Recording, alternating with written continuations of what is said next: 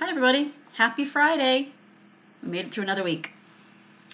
I'm inside because it just finished snowing, sleeting, something out. So I'm going to start reading to you from The Honest Truth.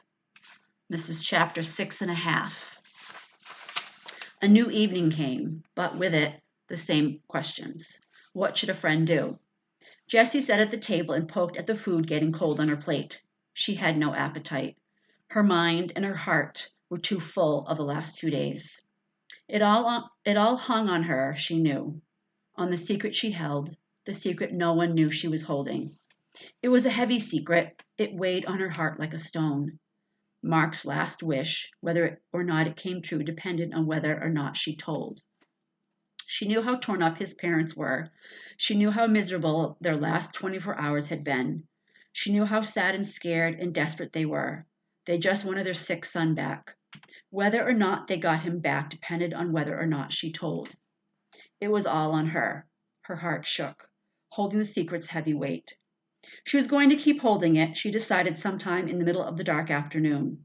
It was a hard thing for her heart to hold, but her best friend's heart was bearing something far heavier, she knew. And it ought to be his choice. It ought to be his choice. Hey, mi amor, her mom said, breaking the silence. ¿Cómo estás? You okay? Sí, Jessie shrugged. I'm fine, Mama. Her mom reached the table and squeezed her hand. Don't worry, sweetie. They'll find him. Jessie's eyes dropped down. Yeah, she said. Her mom pulled her hand back and took a bite of food. Why do you think he ran away? Seems like a terrible thing to do to his parents after everything they've been through. Without thinking, Jessie blurted out her answer. Maybe it was because she was tired. Maybe it was because she didn't want her mom saying bad things about her friend. Not then. Or maybe it was because her heart couldn't hold on to the weight of two terrible secrets. Because he's dying, she said, her voice flat, her eyes still on her plate. Her mom stopped chewing with her mouth half open. "'Kay? What do you mean?" she asked through a mouthful of food. Jessie felt her eyes fill with tears, but she blinked them back, pushed them back down inside her to keep her secret warm. I mean, the cancer's back, she answered, her voice sounding almost mean. They found out last week, after the tests. Her mom swallowed slowly and set her fork down. Oh, she said. Then again, oh. She cleared her throat. But that doesn't mean he's dying, mija. So his cancer's back.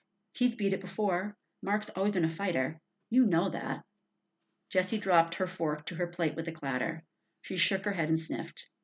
But he was supposed to be better, and he's not. He was going to have to go back in for another round of treatment tomorrow. Jessie finally looked up into her mom's wide eyes. He was just feeling good again. His hair was just starting to grow back. And now the cancer's back, and he has to start all over again. Jessie shrugged and bit her lip. And so he left. There was a silence. A clock ticked somewhere in the house, counting down life's moments. Jessie picked up her fork and brought a bite of food to her mouth. She didn't want to say any more. She was afraid that once she started talking, she wouldn't stop until it all came out. Then her mom asked her the question she dreaded. Where do you think he went? Jessie swallowed. Her heart held tight as it could, to the secret. Held it tight so it wouldn't slip from her heart and out her mouth. I don't know, she said, her voice quiet and thin. Quiet and thin because of the secret her heart struggled to hold. It was so heavy. Her heart's fingers slipped a bit, but held on, shaking.